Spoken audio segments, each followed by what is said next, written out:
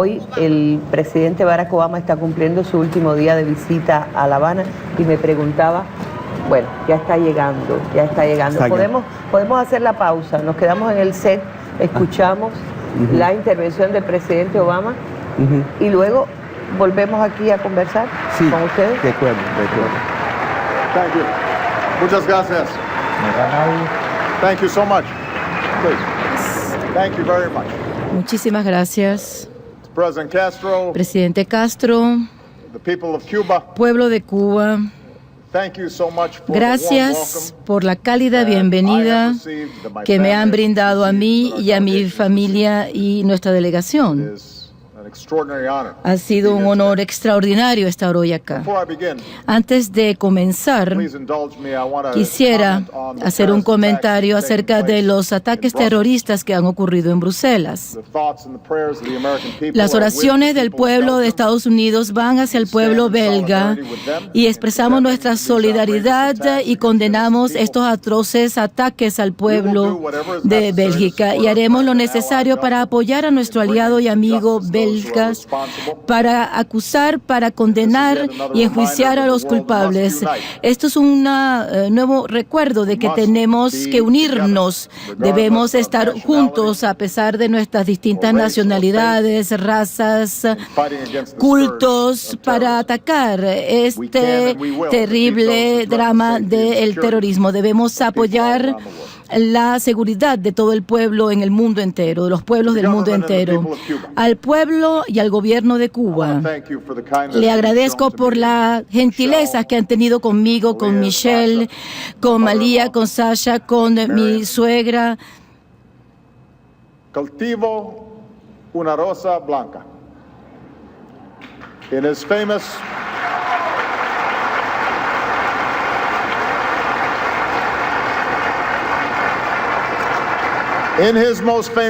En su poema más famoso, José Martí hizo esta oferta de amistad a sus amigos y a sus enemigos.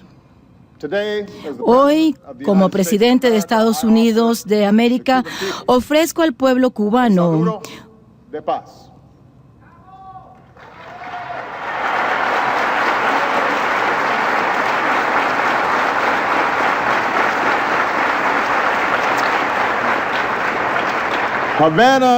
La Habana apenas está a 90 millas de Florida, pero para llegar aquí hay que atravesar distancias muy largas, sobre barreras históricas, ideológicas, de dolor, de separación.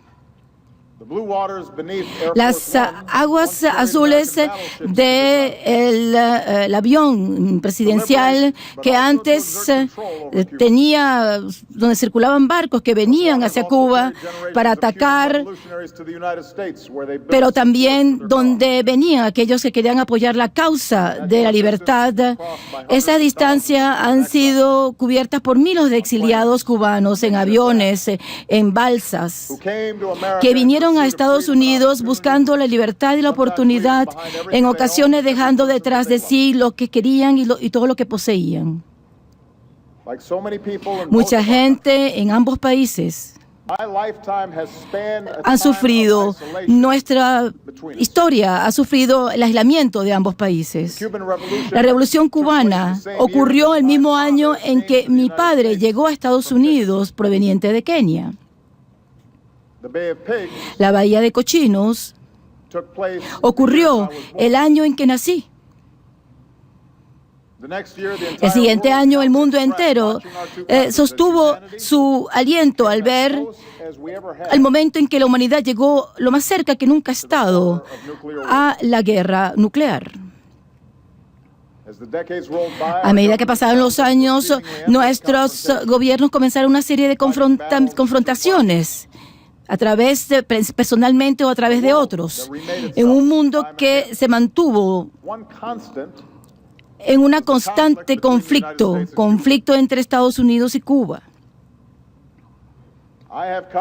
He venido aquí hoy para enterrar el último vestigio de esta época de conflictos entre Estados Unidos y Cuba.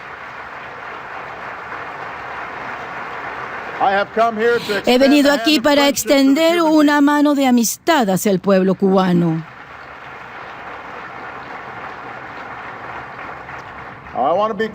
Y quiero hablar con claridad. La diferencia entre nuestros gobiernos en estos años, esas diferencias son reales e importantes. Estoy seguro que el presidente Castro va a decir lo mismo. Yo lo sé porque lo he escuchado discutir estas diferencias ampliamente. Pero antes de hablar de esos temas, hay que reconocer cuánto compartimos. Porque en muchos sentidos somos como hermanos que han estado alejados durante mucho tiempo, aunque compartimos la misma sangre. Vivimos en un mundo nuevo colonizado por los europeos. Cuba, como Estados Unidos, fueron construidos por esclavos que vinieron de África. Como Estados Unidos, el pueblo cubano tiene la herencia tanto de esclavitud como dueños de esclavos. Y ambos recibimos a inmigrantes que vinieron desde lejos para residir en nuestro territorio, en las Américas. Con los años, nuestras culturas se enlazaron. Carlos Finless trabajó en Cuba y generó grandes logros que trabajaron para combatir la fiebre amarilla. Juntos lo hicimos. Así como Martí elaboró sus trabajos sobre todo en Nueva York y también vino a Cuba y aquí estableció su lucha en las aguas de esta isla. Tenemos también la pelota como un pasatiempo mutuo y esta tarde nuestros jugadores van a jugar donde Jackie Robinson jugó antes de debutar en las grandes ligas.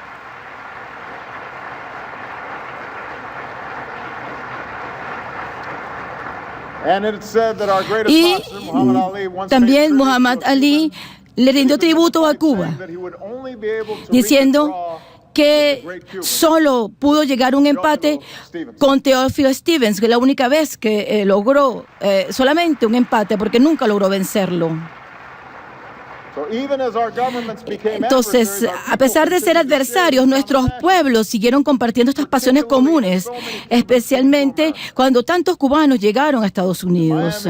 En Miami, La Habana, encontramos sitios donde bailan el cha-cha-cha, la salsa y comen ropa vieja. Gentes que en ambos países bailan con Celia Cruz y Gloria Estefan, escuchan reggaetón ahora.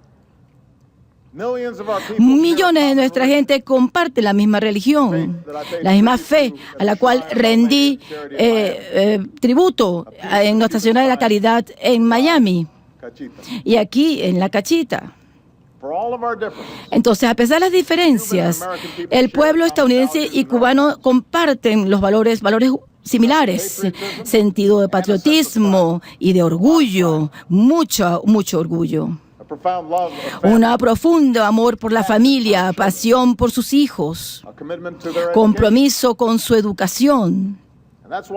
Es por ello que creo que nuestros nietos van a ver este periodo de aislamiento como una aberración, un capítulo en una larga historia de amistad, de familia.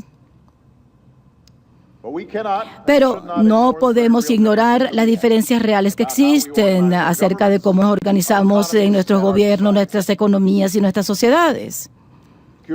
Cuba tiene un sistema de un solo partido. Estados Unidos es una democracia de múltiples partidos. Cuba tiene un modelo socialista económico, mientras nosotros tenemos un sistema de mercado abierto. Cuba ha insistido en el papel del derecho del Estado. Estados Unidos se fundamenta en el derecho del individuo.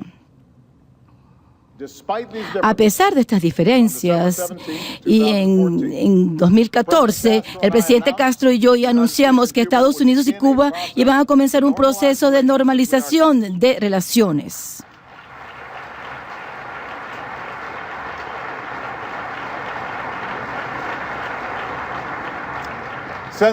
Desde entonces hemos establecido relaciones diplomáticas y hemos abierto nuestras embajadas. Hemos comenzado a trabajar en salud, en agricultura, en educación, en temas policiales. Llegamos a acuerdos para establecer los servicios postales y de vuelos directos, vínculos comerciales, y aumentar la capacidad de los estadounidenses para que hagan negocio y viajen a Cuba. Estos cambios han sido bienvenidos, aun cuando hay quienes se oponen a estas políticas. Sin embargo, muchos en ambos lados preguntan ¿por qué ahora? ¿Por qué ahora? Hay una respuesta muy sencilla.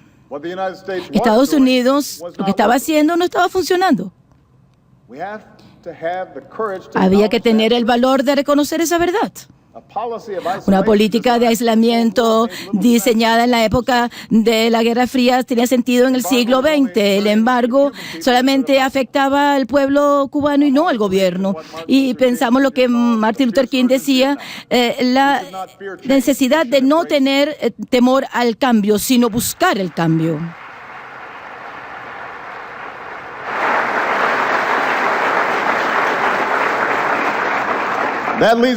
Eso me lleva a una razón aún más importante para este cambio.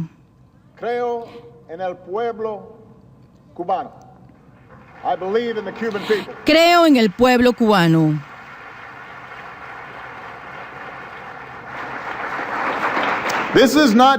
Esta no es solo una política de normalización con el gobierno cubano. Estados Unidos está normalizando sus relaciones con el pueblo de Cuba. Y hoy quiero compartir con ustedes lo que puede ser nuestro futuro. Quiero que el pueblo cubano, especialmente los jóvenes, que entiendan por qué. Creo que deben ver hacia el futuro con esperanza. No con las falsas promesas de mostrar las cosas mejor de lo que van a hacer. O el optimismo ciego que dice de que todos sus problemas van a desaparecer mañana. La esperanza enraizada en un futuro que ustedes pueden moldear, crear para su futuro, para su país. Tengo esperanza porque creo que el pueblo cubano es tan innovador como cualquier otro pueblo del mundo. En una economía global, liderada por ideales, informaciones, un país tiene como gran activo su pueblo mismo. Estados Unidos tenemos una idea muy clara de lo que puede construir este país. Por ejemplo, Miami. Aquí en La Habana vemos el mismo talento. Las cooperativas, los vehículos que todavía funcionan. Del aire.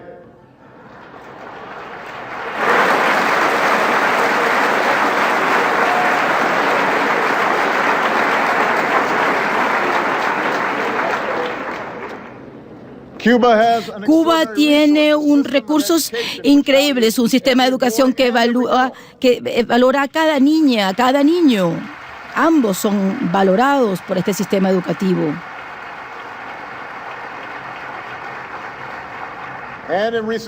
Recientemente el gobierno cubano ha iniciado una apertura al mundo y ha abierto espacio para que este recurso prospere. Hemos visto cómo los cuentapropistas están poniendo en práctica ese espíritu cubano. Ser autoempleado no es como ser estadounidense, sino ser ustedes mismos. Lo que dice Sandra, que decidió iniciar su propia empresa. Cubanos pueden innovar y crear sin perder su identidad. El secreto no está en copiar e imitar, sino ser nosotros mismos. Lo que Papito le dice a Dennis, un barbero, que ha mejorado las condiciones de su vecindario. Yo no voy a resolver todos los problemas del mundo, dice, pero si yo puedo resolver los problemas en el pequeño territorio donde vivo, puede tener repercusiones en el resto. Allí comienza la esperanza, con la capacidad de ganarse su sustento y crear algo de lo cual estemos orgullosos. Por eso nuestra política se centra en apoyar a los cubanos y no en afectarlos. Por eso nos deshacimos de los límites de las remesas para que todos los cubanos tengan más recursos. Así alentamos los viajes que van a crear puentes entre nuestros pueblos y traer más ingresos a los pequeños empresarios cubanos. Por eso abrimos el espacio para el comercio, los intercambios, para que los cubanos y estadounidenses puedan trabajar juntos para buscar soluciones para las enfermedades, crear empleos, abrir las puertas a mayores oportunidades para el pueblo cubano. Como presidente de Estados Unidos, he llamado al Congreso para que ponga un fin al embargo.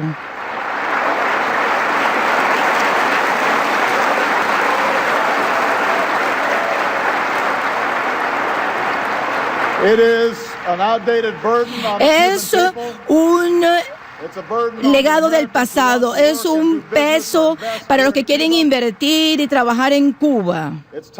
Es hora de levantar el embargo. Pero, aun si lo hacemos mañana, los cubanos no van a poder lograr su potencial si eso no se abre también en Cuba.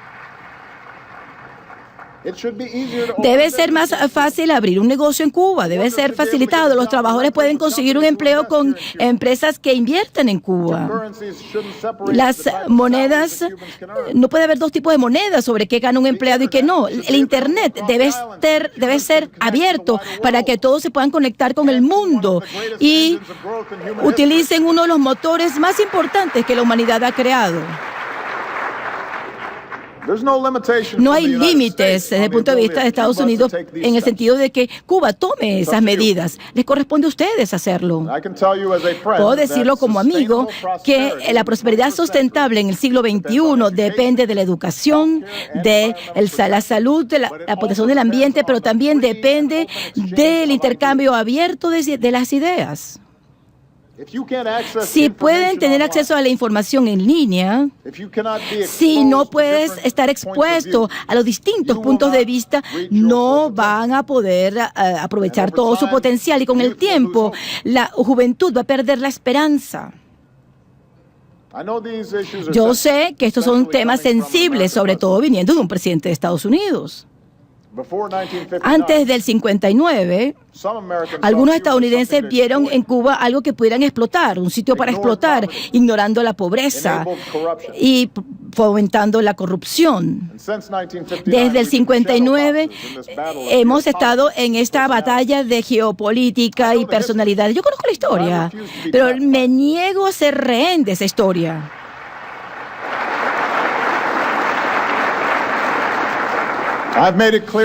He dicho claramente que Estados Unidos no tiene ni la capacidad ni la intención de imponer cambios en Cuba.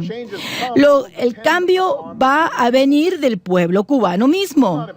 No estamos imponiendo nuestro sistema político-económico sobre ustedes. Entendemos que cada país, cada pueblo debe tener su propio modelo y su propio camino. Pero al quitar esas barreras que impedían la relación, hay que hablar honestamente acerca de las cosas que yo considero que deben ser cosas que nosotros creemos en Estados Unidos. Como dijo Martí, la libertad es el derecho de cada persona de ser honesto, de pensar, de hablar sin hipocresías. Déjenme decir lo que yo pienso. No les puedo obligar a que estén de acuerdo conmigo, pero por favor, al menos escuchen lo que yo pienso. Creo que cada persona debe ser igual bajo la ley, bajo el derecho. Cada niño merece la dignidad que proviene de la educación, de la salud, de la alimentación, de un techo sobre sus cabezas. Creo que la ciudadanía debe hablar claramente sin temor. Organizarse, criticar su gobierno y protestar pacíficamente. Y que el Estado de Derecho no incluye la detención arbitraria a aquellas personas que ejercen estos derechos. Creo que cada persona debe tener la libertad de practicar su religión de manera pacífica y pública. Y creo que los votantes deben elegir sus gobiernos de manera democrática y abierta. No todo el mundo está de acuerdo conmigo en esto. No todo el mundo está de acuerdo con esto. Pero estos derechos humanos son universales. Eso es lo que pienso. Creo que son los derechos del pueblo estadounidense, cubano y de los pueblos del mundo. No hay secreto de que nuestros gobiernos están en desacuerdo en muchos temas. Hemos tenido conversaciones muy francas con el presidente Castro. Durante muchos años él ha señalado los errores del sistema estadounidense, la desigualdad económica, la pena de muerte, discriminación racial. Una muestra. Él tiene una lista mucho más larga, por supuesto. Pero he aquí lo que el pueblo cubano debe entender. Yo estoy de acuerdo con este diálogo abierto y este debate. Eso es bueno, eso es saludable. No me da miedo debatir eso. Tenemos muchísimos problemas y mucho dinero en la política, pero todavía alguien como yo, que fue criado por una mujer soltera, que no tenía dinero, lograr este puesto tan alto, eso es posible en Estados Unidos.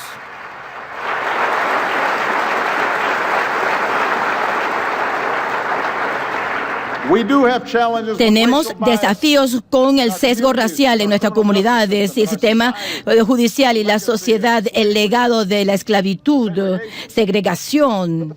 El hecho de que abramos el debate en la democracia estadounidense es lo que nos permite mejorar gracias al debate abierto.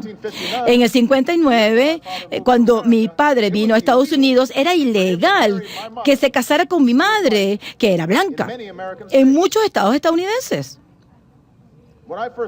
Cuando comencé la escuela, había que desagregar el sur estadounidense en las escuelas y en muchas partes, pero la gente se organizó, protestaron, debataron esos temas, desafiaron a los funcionarios y gracias a esas protestas y gracias al debate y gracias a la movilización popular puedo estar hoy aquí como un afroamericano y como presidente de Estados Unidos. Y eso fue por las libertades que hay en Estados Unidos que pudimos generar un cambio. No digo que sea fácil. Hay muchos desafíos en nuestra sociedad, pero la democracia es la manera de resolver esos problemas.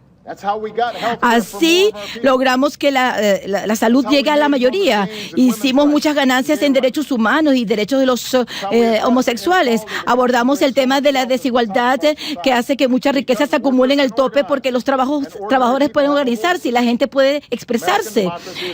La democracia ha dado a la gente la oportunidad de lograr sus sueños y disfrutar un nivel de vida muy elevado.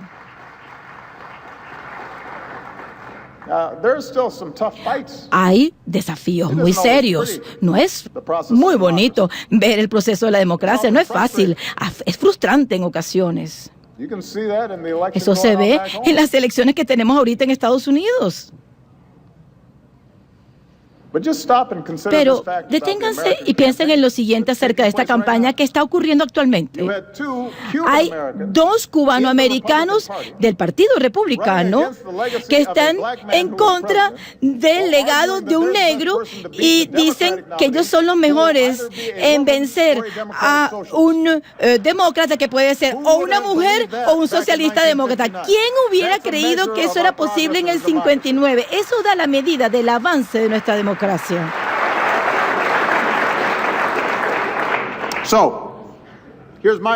He aquí mi mensaje al gobierno y al pueblo cubanos.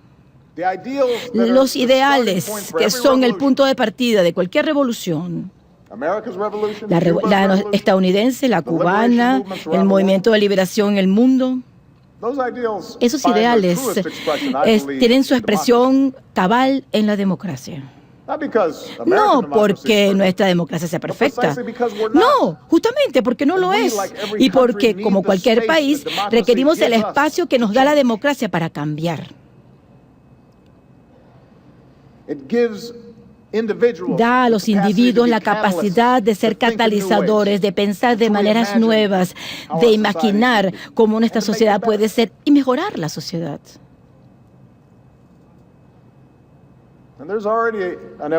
Hay una evolución que ocurre ya en Cuba, un cambio generacional en Cuba ya. Muchos sugieren que yo vengo aquí para que ellos tumben algo. No, yo le estoy diciendo al pueblo, a los jóvenes cubanos, que hay que construir algo nuevo. El futuro de Cuba tiene que estar en las manos del pueblo cubano.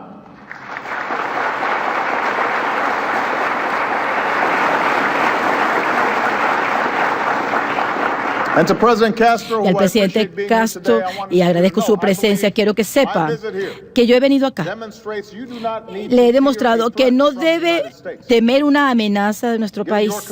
Le he dado nuestro compromiso a la soberanía y a la autodeterminación de su país, y tengo la confianza de que usted no debe temer la diferencia de voces en este país, en su capacidad de hablar, de expresarse y votar por sus líderes. Y tengo esperanza en el futuro porque yo confío que el pueblo cubano va a tomar la decisión correcta. Y a medida que lo hacen, tengo la confianza de que Cuba puede seguir desempeñando un papel clave en el continente y en el mundo. Y mi esperanza es que pueden hacerlo como socios de Estados Unidos. Tenemos reglas distintas en el mundo, pero nadie debe negar el servicio que millones de doctores han dado y el alivio que han traído al sufrimiento de muchos en el mundo.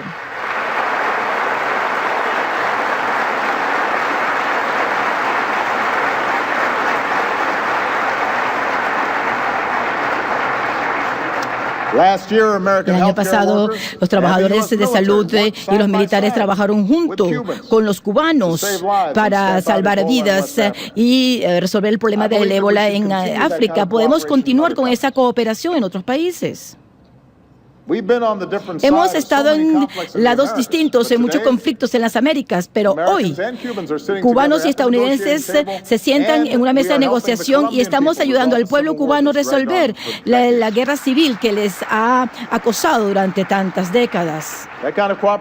Una cooperación buena para todos. Da a cada quien en este hemisferio mayor esperanza. Tenemos rumbos distintos para darle apoyo al pueblo de Sudáfrica para terminar el apartheid, pero el presidente Castro y yo, ambos estuvimos en Johannesburgo para brindar tributo al legado del gran Nelson Mandela.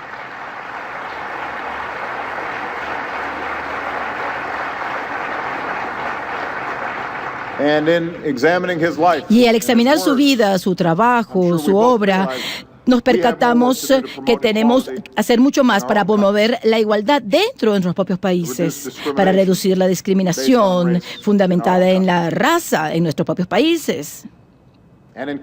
Y en Cuba tenemos esperanza de trabajar con los cubanos de descendencia cubana, africana, donde pueden demostrar que pueden hacer mucho independientemente de sus orígenes. Hemos sido parte de distintos bloques en el hemisferio y seguramente vamos a seguir teniendo muchas diferencias en la promoción de la paz, de la seguridad, de las oportunidades y los derechos humanos en la región. Pero a medida que normalizamos nuestras relaciones, creo que esto va a fomentar un sentido mayor de unidad en las Américas.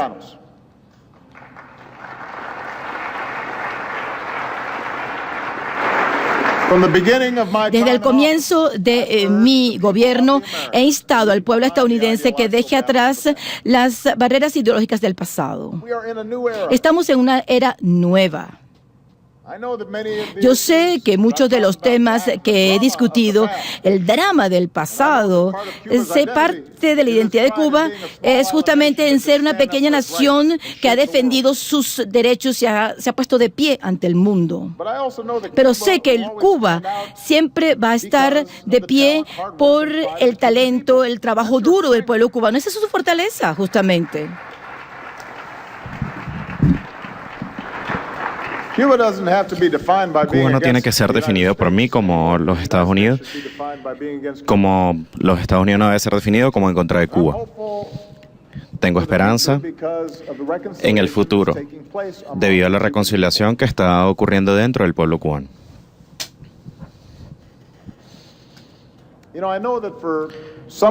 Yo sé que para algunos cubanos en la isla debe haber un sentido de que aquellos que se marcharon de alguna manera apoyan el antiguo orden en Cuba.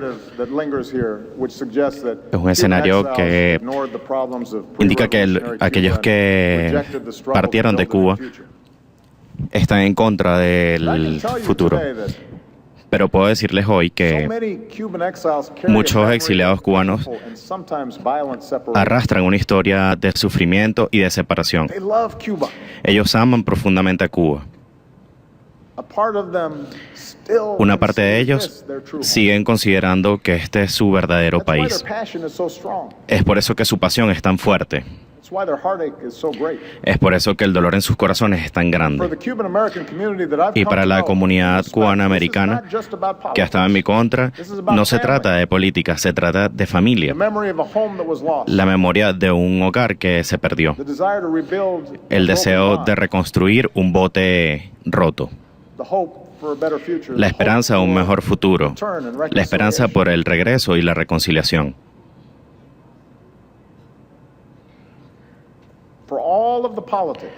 Para todos los políticos, los pueblos son pueblos y los cubanos son cubanos. Y he venido acá, he viajado esta distancia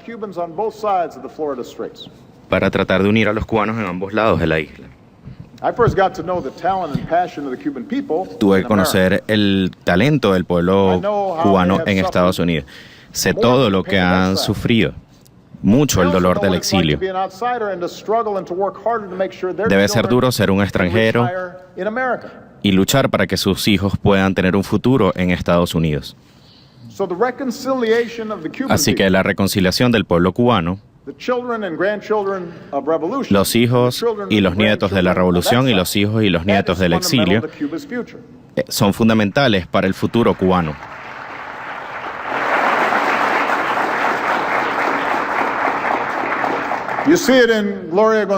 Lo ven, por ejemplo, en Gloria González, quien viajó aquí en el año 2013 por primera vez, luego de 61 años de separación, y fue recibida por su hermana.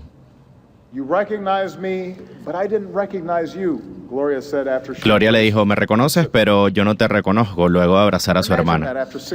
Imagínense eso, luego de 61 años. Lo ven en Melinda López, quien vino a visitar la antigua casa de su familia. Y una mujer la reconoció como la hija de su madre y comenzó a llorar. Ella la llevó a su casa, le mostró algunas de las fotos de cuando Melinda era una bebé, que su madre le había enviado 51 años atrás. Melinda dijo que muchos necesitaban regresar.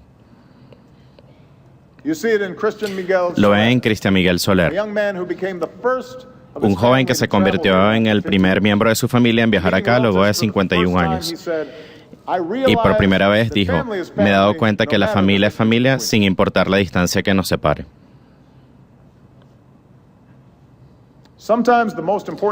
Algunas veces los cambios más importantes empiezan en los lugares más pequeños.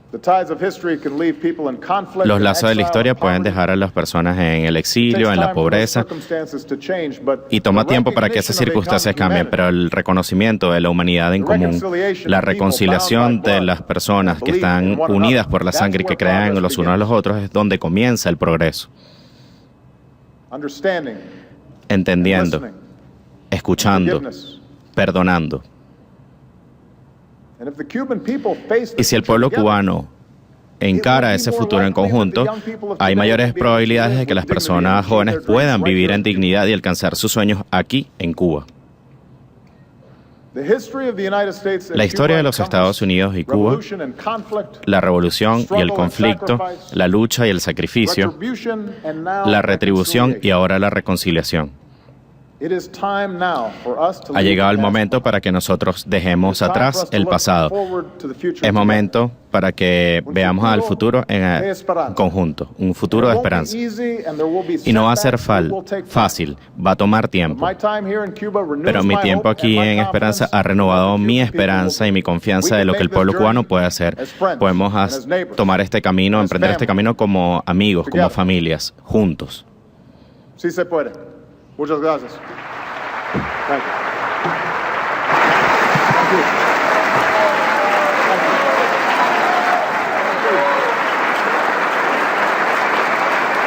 Y el sol de Margarita, el periódico de la verdad. www.elsoldemargarita.com.be